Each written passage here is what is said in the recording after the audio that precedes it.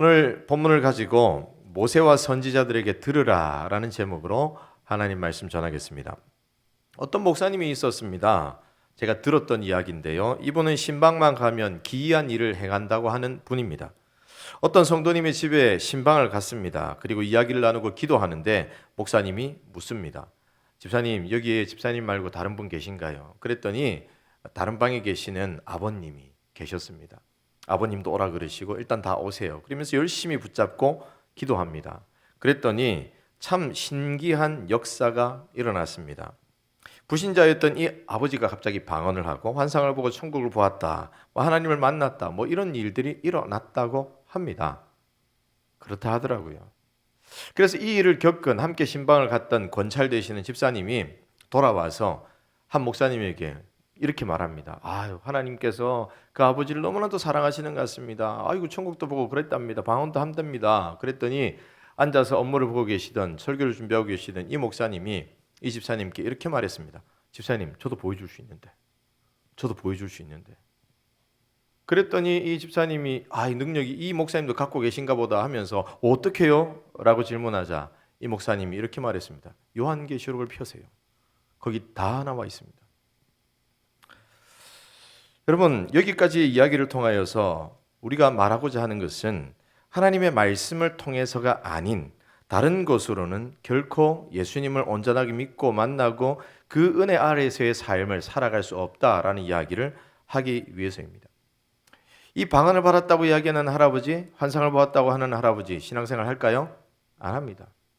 그때 이후로 아무런 변화도 없고 아무 특별한 경험이긴 하겠지만 그것이 복음과 연결되지 못하고 말씀과 연결되지 못하고 늘 그 자리에 그대로 서 있습니다. 천국을 먼저 봐서 흥미가 떨어진 건지 모르겠지만 말씀으로 이어내지 못하고 그 자리에 멈춰 있는 삶의 결과라는 겁니다.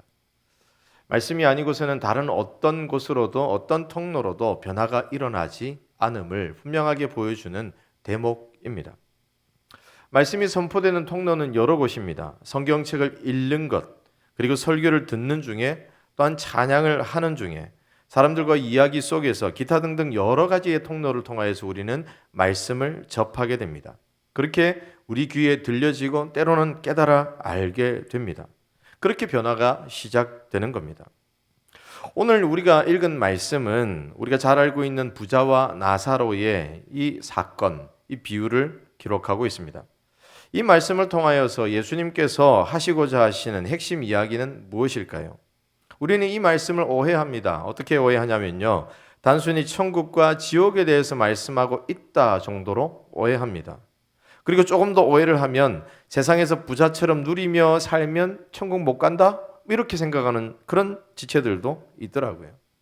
혹은 가난하게 살면, 고달프게 살면 천국 간다? 사실 두 가지의 생각들이 잘못된 생각이죠. 오늘 말씀이 가리키고 있는 핵심은 다른 곳에 있습니다. 예수님께서 이 말씀을 하신 배경은 이렇습니다. 오늘 본문의 앞 단락을 보면 예수님께서 바리새인들을 향하여서 율법과 선지자에 대해서 말씀하시는 장면이 나옵니다. 예수님은 자신을 따르는 무리들에게 율법을 새롭게 해석하여서 어떠한 삶을 살아가야 할지를 가르쳐 주셨습니다. 그런데 바리새인들은 이러한 예수님의 말씀을 듣고 비웃는 겁니다. 자신들은 보다 높은 수준으로 율법을 연구하고 또한 잘 지키며 살아가고 있기에, 그렇게 생각하고 있기에 예수님의 말씀 모두가 저것쯤이야 하면서 가짜않게 생각하는 거죠. 이러한 바리새인들의 반응을 보시면서 예수님은 율법과 선지자가 요한의 때까지 유효하고 그 후부터는 예수님을 통한 하나님의 나라의 복음이 선포되고 그 복음을 통해서만 구원을 얻을 수 있다, 이렇게 말씀하십니다. 그러면서 한 예로 부자와 나사로에 대한 이야기를 하고 계십니다. 예수님께서는 이 말씀을 통해서 앞에서 이야기하시는 말씀을 더욱더 분명하게 가르치시고자 이러한 예를 드십니다. 오늘 이 본문을 통하여서 우리에게 주시는 가르침이 무엇일지 두 가지를 생각해 보기를 원합니다. 첫 번째로, 사람을 살리는 기적을 경험하더라도 그것으로 사람이 변화되지는 않는다는 사실입니다. 흔히 사람들은 신앙을 성장하게 하고 변화시켜주는 통로로 기적과 체험을 이야기합니다. 죽은 사람이 다시 살아나고 죽을 병이 낫게 되고 이러한 일들이 교회 공동체 가운데 많이 경험하게 되면 그 안에 있는 많은 사람들이 신앙을 성장하게 되고 변화의 걸음걸음을 걷게 된다. 이렇게 생각합니다. 내가 그런 체험이 있을 때에 이 체험은 평생 날 먹여 살리는 신앙의 양식이다. 이렇게 생각하기도 합니다. 그러나 안타깝게도 그러한 일들이 있다고 할지라도 그것 때문에 변화하고 그것 때문에 신앙이 성장하고 그것 때문에 교회 공동체가 견고해지는 게 아닙니다. 물론 하나의 좋은 기회가 될 수 있습니다. 그러나 변화를 일으키는 능력은 여기에 있지는 않습니다. 오늘 말씀 속에서 이를 잘 보여주고 있습니다. 부자와 나사로가 각각 죽어서 부자는 지옥에, 나사로는 천국에 갔습니다. 왜 갔는지는 잘 몰라요. 그냥 설정이 그렇습니다. 만약 부자라서 지옥 갔다 이래버리면 큰일 납니다. 가난해서 천국 갔다 이래도 큰일 납니다. 부자도 천국 갈 수 있고 가난한 사람도 지옥 갈 수 있습니다.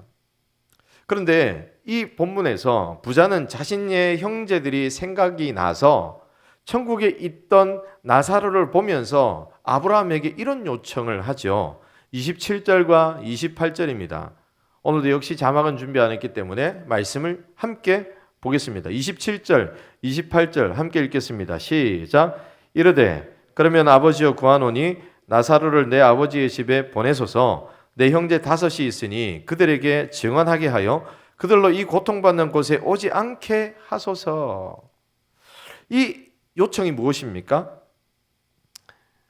내가 이런 어려움을 당하고 있는 사실을 모든 형제들은 모르고 있을 테니까 본인도 죽었고 나사로도 죽었다는 사실을 알고 있는 형제들에게 천국에 간 저 나사로가 직접 가서 말해주면 참 좋을 것 같습니다. 그런 이야기지 않습니까? 그런데 아브라함이 이 요청을 어떻게 합니까? 단번에 거절합니다. 29절 이렇게 말씀합니다. 아브라함이 이르되 그들에게 모세와 선지자들이 있으니 그들에게 들을지니라. 좀 알쏭달쏭하죠. 아브라함이 왜 이런 말을 하는 걸까요? 그러자 부자는 한 번 더 강력하게 요청합니다. 어떻게 요청합니까? 30절 읽겠습니다. 함께 읽습니다. 시작. 이르되 그렇지 아니하니이다. 아버지 아브라함이여 만일 죽은 자에게서 그들에게 가는 자가 있으면 회개하리이다. 여러분 이 말이 어쩌면 우리가 기대하는 말인 것 같기도 합니다. 부자의 이 확신이 우리의 확신같이 보이기도 하지요. 아마 이 확신은 그 시대를 살아가는 많은 사람들이 가졌던 확신일 것 같습니다.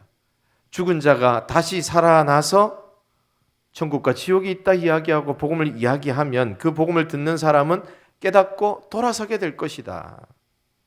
우리가 생각하는 모습도 그거와 똑같죠.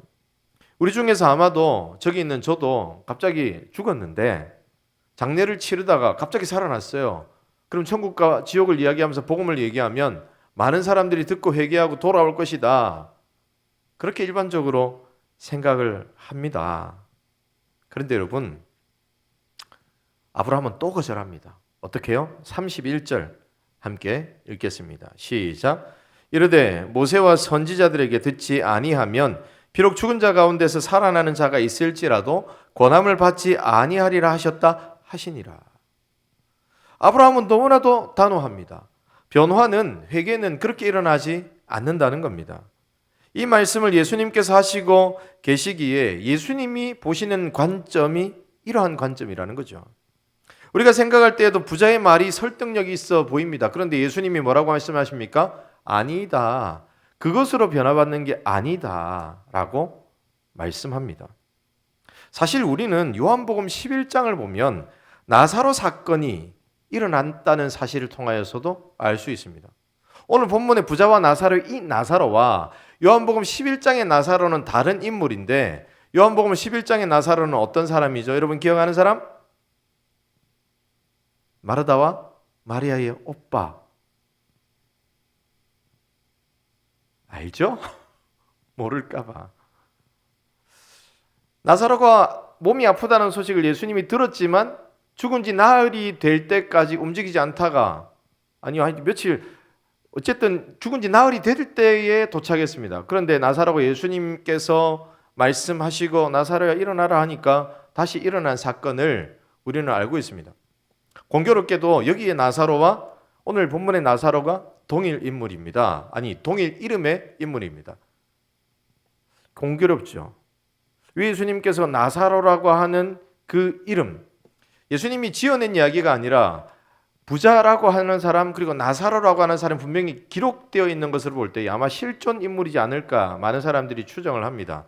그러나 굳이 다른 사람도 아니고 나사로라고 하는 이름을 가진 사람을 끄집어내어서 이야기했던 이유는 그 당시 예수님이 사역할 때에 요한복음 11장에 일어났던 나사로의 사건을 많은 사람들이 알고 있었을 것이라는 전제하에서 이런 말씀을 하셨다는 겁니다. 그들은 이미 알고 있습니다. 어떤 알미 있습니까? 죽었다가 다시 살아난 사람에 대해서 알고 있습니다. 누가 그를 살렸는지도 알고 있습니다. 누가 살렸습니까? 예수님이 살리셨습니다. 그런데 그 사건을 경험한 사람들의 하나 같은 목소리는 와, 대단하다, 하나님 살아계시다, 이런 목소리도 있었지만 또 반대편에 어떤 목소리도 있었느냐면요, 야, 이제는 사람까지 살려낸단 말이야?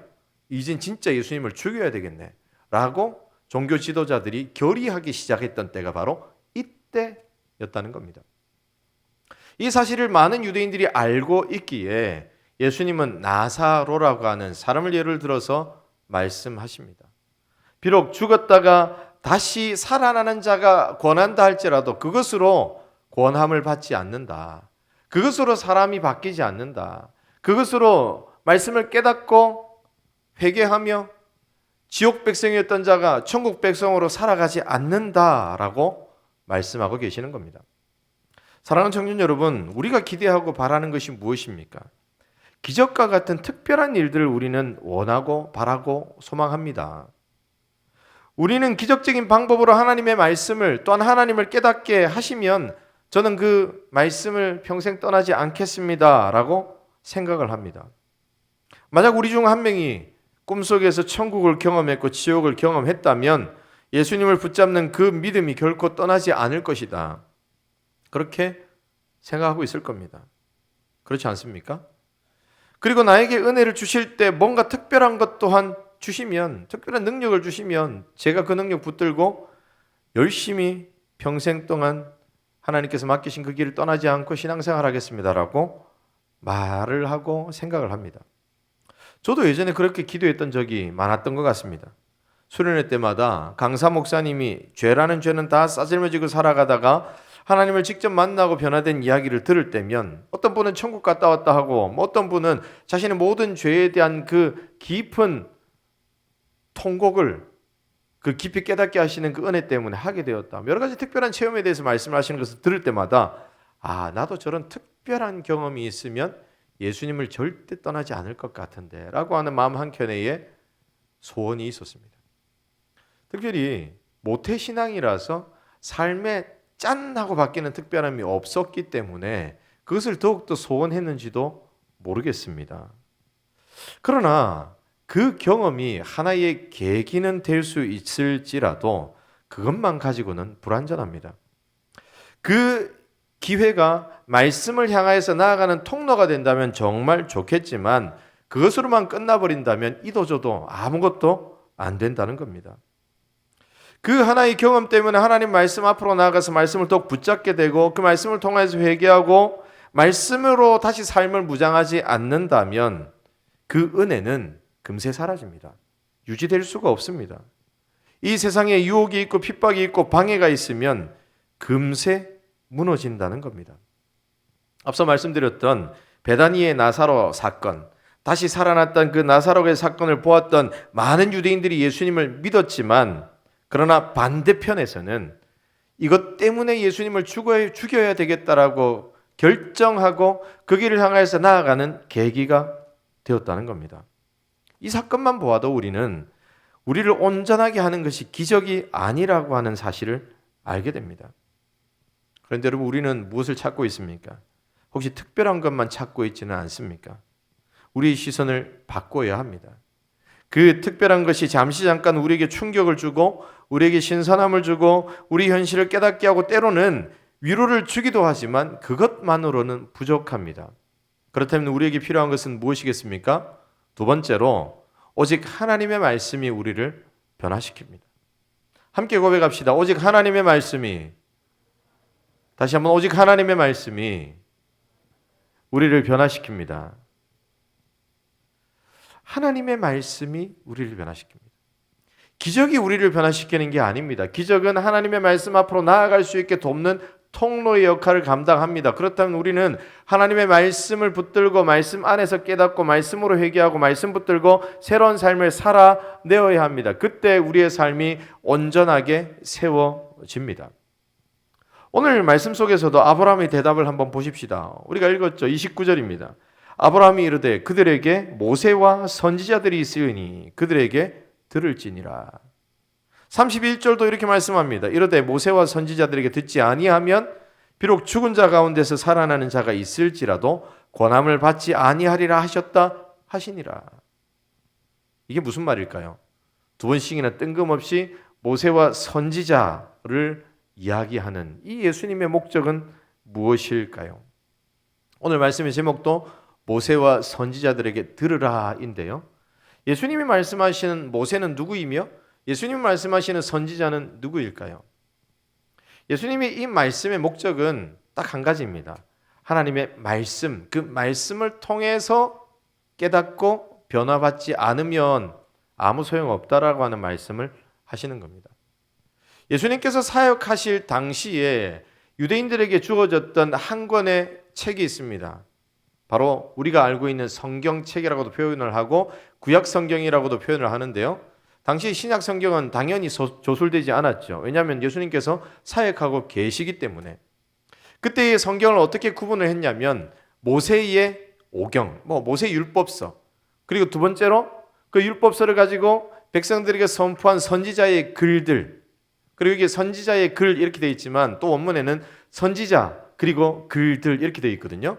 선지자가 외친 많은 그 외침을 기록한 선지서들도 있었고 또한 성문서와 같은 룻기나 욥기나 이러한 우리들에게 지혜를 주는 그 지혜서들로 구성되어 있는 글들 이렇게 세 가지가 있었습니다. 그걸 가르쳐서 타나크라고 부르는데요. 토라, 케투빔, 네빔 이렇게 세 가지를 합쳐가지고 이 예수님께서 말씀하시는 모세와 선지자의 글 이렇게 표현하고 있는 겁니다. 다시 말해서 예수님께서는 그들에게 하나님의 말씀이 있으니 그 말씀을 통하여서 변화받지 않으면 아무런 소용이 없다는 겁니다. 한 걸음 더 나아가서 그 말씀을 통하여서 지칭하고 있고 가르치고 있고 예표하고 있는 예수 그리스도와 그 복음을 통하지 아니하고서는 결코 권함을 받지 않고 변화를 받을 수 없다. 이것이 예수님께서 오늘 말씀하시는 말씀의 주제입니다. 여러분, 말씀을 통하여서 변화받는 것 말고는 우리가 온전하게 세워질 수 있는 방법이 없는 줄로 믿습니다. 말씀이 아니라 다른 것을 사모하고 있다면 우리는 말씀 앞으로 돌아가야 합니다. 예전에 제가 세미나를 가서 어떤 목사님의 이런 고백을 들었던 적이 있습니다. 말씀의 중요성에 대해서 정말 확실히 깨달아 알았다라고 하는 간증이었습니다. 이 목사님께서 교회를 개척하시고 성령의 은사들이 참 많이 나타났다고 합니다. 그 중에서 환상을 보는 사람들도 있었고 천국을 보고 지옥을 봤다 이야기하는 사람도 있었고 예언을 하고 방언을 하는 사람들도 있었다라고 고백을 합니다. 그런데 그런 기적적인 체험을 했던 많은 사람들이 하나님은 살아계시고 하나님을 결코 떠나지 않겠다고 고백하고 다짐했던 많은 사람들이 교회를 가득 채웠지만 어려움이 오고 아픔이 오고 슬픔이 오니까 교회를 자꾸 떠나더라는 거예요. 넘어져서 일어나지 못하는 지체들이 여러 곳에 있더라는 겁니다. 그래서 너무 많이 고민을 했답니다. 도대체 뭐가 문제일까? 내 사역은 잘 되어가고 있고 은혜를 많이 받고 있고 기적도 나타나고 여기저기에서 은사적인 체험도 있는데 왜 이럴까? 왜 개개인의 삶의 현장에서 넘어져서 일어나지 못하는 모습 투성이일까? 그렇게 고민하던 중에 제가 갔던 그 세미나에 와서 말씀을 깊이 경험하게 되었습니다. 그러면서 그 세미나에 몇 번씩 왔었던 목사님이셨는데 그 목사님이 한 3-4번쯤 이 세미나를 오면서 지난 처음 개척했을 때의 그 모습에서 점점점 변화하던 성도들을 보았다. 이렇게 간증하시는 거였습니다. 기적이 나타나고 여러 가지 은사들이 나타났기에 이게 다인 줄 알았는데 점점 쓰러져가는 이 성도들을 세우기 위해서 다시 말씀을 붙들고 그 말씀으로 조금씩 가르쳐 갔더니 삶에서 승리하는 사람들이 점점 생기더라는 겁니다. 예전 같으면 넘어져서 일어나지 못하고 시험 당해서 교회를 떠나려 했던 많은 사람들이, 이렇게 교회가 흔들리나 싶었던 그때를 살았던 사람들이 말씀 앞에서 조금씩 세워지니 어떤 어려움이 오고 슬픔이 오고 아픔이 오고 그들을 넘어뜨리는 상황들이 온다 할지라도 넘어지지 않고 계속 그 자리를 지키는 모습들을 보아왔다. 이렇게 간증하는 모습들을 보았습니다. 어디에 집중해야 합니까? 바로 하나님의 말씀입니다. 이 간증은요, 다른 어떤 분에게만 해당되는 것이 아닙니다. 우리 모두에게 적용되는 겁니다. 우리도 똑같이 하나님의 말씀을 가까이 하지 않으면, 말씀을 의지하지 않고 말씀으로 이 세상과 싸워 이기려 하지 않으면, 그런 열심과 열정이 없다면 우리는 언젠가 우리를 공격하는 세력들에 의해서 무너지게 될 겁니다. 반대로 말하면 우리가 말씀으로 무장하고 말씀으로 우리의 삶을 세워나가게 될 때 어떤 공격이 와도 넘어지지 않는 사람으로 설 수 있다는 겁니다. 어떤 고난이 오고 유혹이 온다 할지라도 말씀이 우리를 지탱해 주는 능력이 된다는 거죠. 사탄의 모든 공격을 이길 수 있는 능력이 여기에 있다는 겁니다. 에베소서를 보면 전신갑주에 대한 표현이 에베소서 6장에 있습니다. 근데 거기에서 공격 도구로 무엇을 얘기하고 있습니까? 성령이 곧 하나님의 말씀을 가지라 라고 표현하는 모습들을 보면 우리의 삶에서 하나님의 말씀이 차지하는 비중이 어느 정도인지 알게 됩니다. 사랑하는 청년 여러분, 우리는 말씀을 깊이 경험할 때마다 그 말씀이 향하고 있는 예수님을 깊이 만날 수 있기에 우리의 삶을 다시 온전하게 세울 수 있습니다. 말씀 앞에 나아갈 때마다 예수님을 통하여서 우리가 받은 은혜가 무엇인지 깨달아 알게 되기에 그 안에서 참된 평안을 누릴 수 있습니다. 이 세상에 어떤 지식이 우리를 평안하게 합니까? 오직 하나님의 말씀 말고는 우리를 평안하게 하는 능력이 없는 줄로 믿습니다. 따라서 우리는 하나님의 말씀 앞에 나아가야 합니다. 여러분, 말씀의 능력을 믿으십니까? 여러분이 말씀의 능력을 믿고 안 믿고를 떠나서 하나님의 말씀은 곧 능력인 줄로 믿습니다. 그 말씀을 우리는 붙들어야 합니다. 여러분, 이 말씀이 능력이 있다는 사실은 우리나라에 복음이 전파될 때 일어났던 모습들을 보아도 잘 알 수 있는 것입니다. 우리나라에 복음을 전해준 최초의 선교사님은 토마스 선교사님이었습니다. 이분은 조선에 오기 전 중국에 도착한 지 3년 만에 그의 아내가 먼저 병으로 죽었고 그분 또한 조선 땅에 선교하러 왔다가 상륙하자 말자 참수형을 당하고 순교했습니다. 그는 제너럴 셔먼호의 통역을 맡아 조선 땅에 왔습니다. 그리고 하선하여 소책자 진리이지라고 하는 그런 책을 나누어 주면서 전도했습니다. 그런데 제너럴 셔먼호의 무역 요구는 조선의 쇄국 정책으로 인하여서 받아들여지지 않았고 조선의 군대에 의해서 공격받게 되었습니다. 이 사건으로 인하여서 배는 불타게 되었고 토마스 선교사님은 함께 참수형에 처하게 되었습니다. 그 사건으로 인하여서 토마스 선교사의 선교는 실패했다 하는 평가가 많았습니다. 그의 순교로 인한 한국 교회의 씨앗은 실패한 것처럼 보였고 전혀 무가치한 것처럼 보였습니다. 그런데 그 순교로 인하여서 심겨졌던 씨앗이 움트기 시작한 일이 있었습니다. 토마스 선교사가 참수형을 당할 때에 그 옆에서 이 선교사님이 건네준 이 성경을 받았던 병졸 박충권이라고 하는 사람이 있었습니다. 그는 성경을 건네받았긴 했는데 혹시라도 들키면 나도 참수당할까 봐 조용히 안 보이는 곳에 숨겨 놓았습니다. 그런데 이 박충권의 조카가 그 책을 읽고 예수를 믿게 됩니다. 그리고 그는 후에 중국에 가서 로스 선교사를 만나서 구약 성경을 한글로 번역하게 되죠.